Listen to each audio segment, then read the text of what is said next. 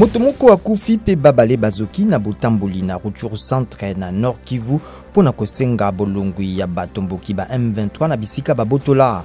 Batamboli bazali kopamela mampingama ekolo kozanga kobotolo kaka mabele mabuna gana pe zinga na basimba minduki ya M23 uto sanza misato.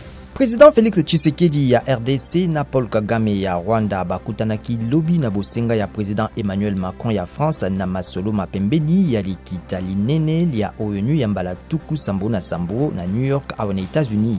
Bakonzi ya Rwanda pe ya RDC balobelaki bitumba ya M23 na masikulu na bango na ONU.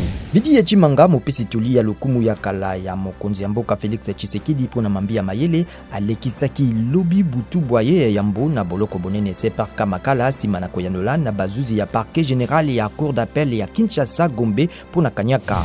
Bato mingi bazali kokima Russie simana mokonzi ya mboka Vladimir Poutine ko bengisa bato mingi kokende na bitumba na Ukraine. Allemagne sakoli mibungisi koyamba motango mingi ya bayebaki mimbela e.